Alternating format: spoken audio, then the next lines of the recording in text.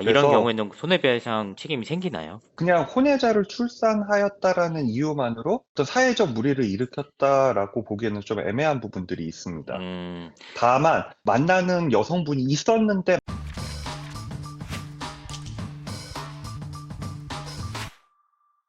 시청자 여러분 안녕하세요. 연예 대통령 이진호입니다. 배우 정우성 씨가 사생활 문제로 논란의 중심에 서고 있습니다. 16세 연하의 모델 문가비 씨와의 사이에서 낳은 아들의 존재가 밝혀지면서 충격을 주고 있는 것인데요. 두 사람은 양육과 결혼 문제를 두고 갈등을 벌였다고 합니다. 사실 애초에 사귀는 사이가 아니었던 데다가 출산에 대한 이견마저 있었던 것으로 보입니다. 사실 혼외자 문제와 결혼은 별개의 사안입니다. 특히 출산 문제에 대해서도 정우성 씨의 적극적인 동의가 있었는지도 따져볼 부분입니다. 이런 상황 속에서 아이에 대해서만큼은 최선을 다하겠다라고 밝힌 만큼 정우성에 대해서 일방적으로 무책임하다라고 비난하기도 어려운 상황입니다. 그러니까 문가비 씨 역시 엄마로서 출산을 선택한 만큼 그에 따른 책임이 있다는 의미입니다. 하지만 그럼에도 불구하고 사안은 시시각각으로 변하고 있는데요. 먼저 정우성과 오랜 기간 만난 여자친구의 존재가 언론 기사를 통해서 터져 나왔습니다. 심지어 정우성 씨의 절친인 이정재, 임세령 커플과 함께 동반 데이트를 즐겼다는 말까지 나왔습니다. 여기서 그치지 않았습니다. 정우성이 묘령의 여성과 함께 인생 네컷을 찍은 사진이 온라인을 통해서 공개가 되면서 논란이 가중됐습니다.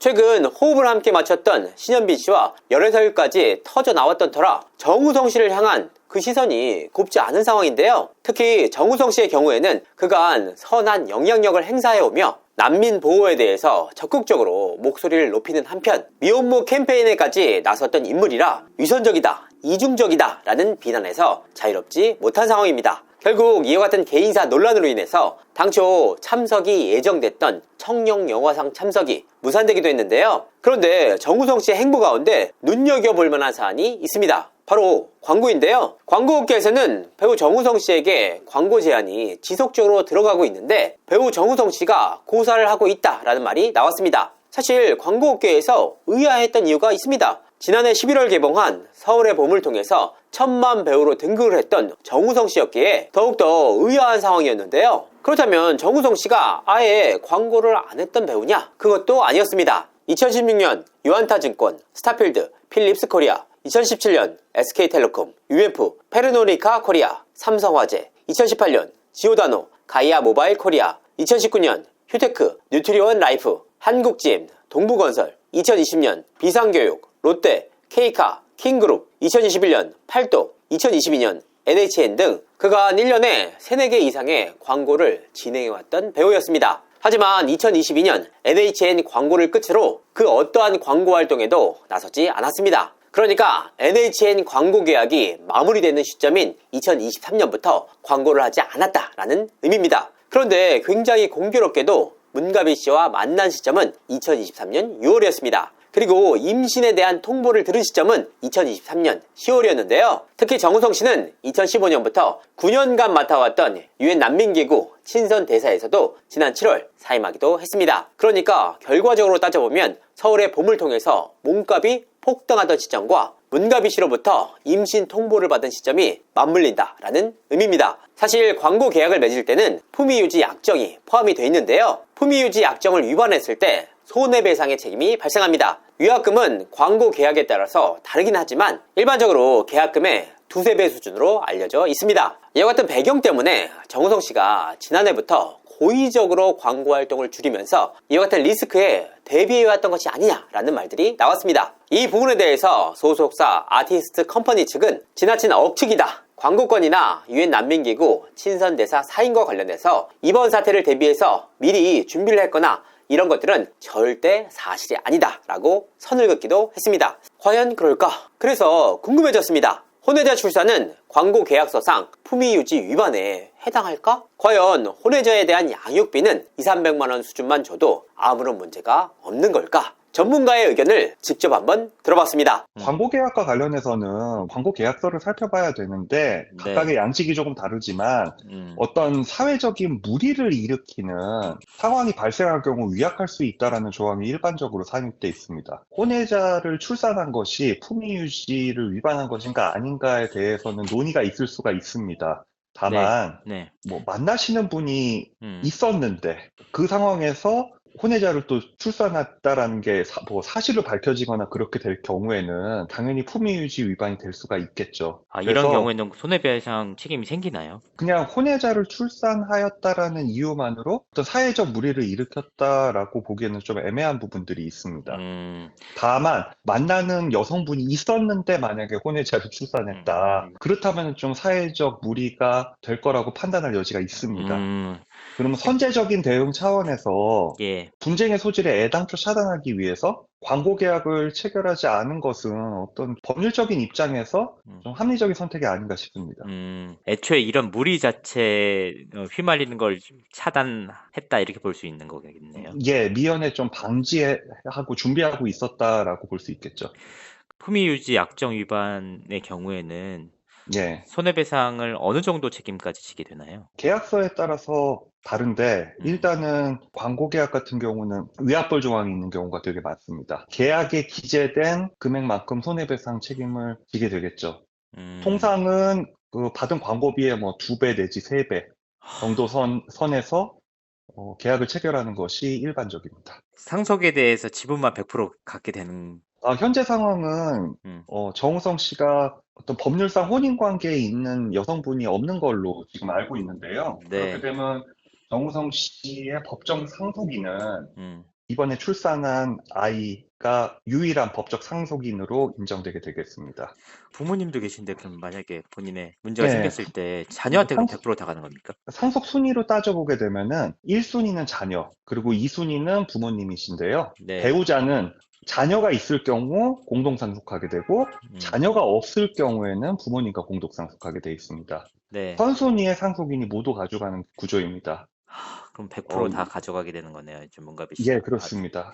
그리고 정우성 씨가 보험에 든 게 있다면 예. 통상적으로 보험의 수급권자는 법정 상속인으로 예. 기재되는 것이 일반적이거든요. 이제 앞으로 보험을 만약에 보험, 든다면 다 자녀 이름으로 가게 된다는 말씀이신 거죠. 기존에 들었던 보험들은 그렇게 될 거고요. 예. 새로 들게 되는 보험은 일단 특약으로 보험 수급권자를 따로 지정할 수 있습니다. 예. 특약으로 따로 지정하지 않게 될 경우에는 원칙에 따라서 법정 상속인인 아이가 상속하게 되겠습니다. 법률적으로 이번 사안을 좀 볼만한 포커스 같은 거. 사안은 2021년 양육비 산정 기준표가 가장 최근의 양육비 산정 기준표거든요. 예. 가정법원의 양육비 산정 기준표는 문제점이 몇 가지가 있습니다. 현재의 재산 상황을 고려한 것이 아니라 월소득을 기준으로 판단하기 때문에 월소득이 1,200만 원 이상인 경우에는 그냥 220만 7천 원으로 정해져 있거든요. 네. 그것을 훨씬 상회하는 경우에 대한 규율은 없습니다. 그리고 양육비 산정 기준표는 기준에 불과하고 이거를 따라야 할 법적 의무를 지니는 것은 아닙니다. 또 양육비 산정 기준표는 아이를 양육하는 데 필요한 비용만을 기준으로 정한 것이고요. 아이의 엄마가 이 아이를 양육하면서 일을 못해서 발생한 그 손실에 대해서는 고려하지 않고 있습니다. 네. 그 양육비 산정 기준표는 결국 기준에 불과하고 우리 민법 837조 제4항에 따르면 양육비에 관해서 부모의 협의가 이루어지지 않거나 협의할 수 없는 때에는 가정법원에 청구해서 정할 수 있으며 가정법원이 직권으로 양육비에 관해서도 정할 수 있고 이 경우 가정법원은 자의, 의사, 연령, 부모의 재산 상황, 그 밖의 사정을 종합적으로 참작하여야 한다라고 규정하고 있을 뿐입니다. 네. 굉장히 추상적이고 포괄적인 규정이기 때문에 만약에 정우성 씨와 문가비 씨가 양육비에 관한 어떤 협의에 이르지 못해서 소송을 하게 될 경우에는 예. 이 여러 가지 사정을 참작해서 양육비 역대 최고 수준의 판결이 날 수도 있을 거라고 생각합니다. 그러니까 이 220만 원에 대해서 문가비 씨가 받아들일 가능성이 별로 없겠네요. 220만 원에 합의를 하기는 쉽지 않을 것 같습니다. 그리고 이 양육비 산정 기준표에 따라서 결정된다 하더라도 문가비 씨가 또 활동을 하고 있기 때문에 본인의 소득이 있게 되면은 비율적으로 220만 원이 가백되게 돼 있습니다. 아, 네. 물론 주 양육자가 조금 덜 부담하기는 하지만 100%다 받을 수 있는 것이 아닙니다. 그렇기 때문에 양육비 산정 기준표대로 뭐 진행하자라고 뭐 정우성 씨 측에서 이야기하면은 예. 이게 받아들여져서 협의에 이르기는 좀 어렵지 않을까 싶습니다. 그에 따라서 대한민국 역대 최대 양육비 수준. 산정이 나올 수도 있다는 말씀이신 거죠? 네, 그렇습니다. 두 번째로 어떤 부모로서 책임을 다한다라고 인터뷰하신 걸로 알고 있는데요. 네. 대한민국 법제 체계에서 부모로서 책임을 다하는 것은 현실적으로 양육비에 한정됩니다. 친권자만 양육하게 되고요. 친권자가 아닌 부모는 면접 교섭권만 가지게 되는데 통상 2주에 한 번씩 1박 2일씩 면접 교섭을 하게 돼 있어요. 네. 그런데 양육비를 주지 않을 경우에는 양육비 지급 의무가 발생하고 법적인 또 불이익이 발생하게 되거든요. 네. 뭐 운전면허가 정지된다든지 감치가 된다라든지 그런 불이익이 발생하게 되는데 면접 교섭권은 그냥 부모의 권리이기 때문에 예. 아이를 보러 가지 않더라도 양육비만 제때제때 지급하면은 특별한 어떤 법적 불이익을 부과하지 않는 것이 현행 대한민국 법제 체계입니다. 상속권 관련돼서 자녀가 100% 네. 가져가신다고 말씀 주셨잖아요. 근데 본인이 이제 다른 분에게 유산을 남겨도 유류분 같은 게 있잖아요. 네, 그렇습니다. 그런 상황일 경우에는 어느 정도의 유류분이 인정되는 거예요? 본인이 원래 가져가야 할 상속분의 2분의 1이 유류분입니다. 모든 재산을 어떻게 다른 데로 옮겨 놓다고 하더라도 절반은 아들에게 예, 갈 수 있다는 말씀이신 거죠? 예, 그렇습니다. 추후에 법률상 혼인을 하시게 될 경우에는 그분과 법정 상속분대로 나눠 가지게 되겠죠. 배우자는 50%를 가산합니다.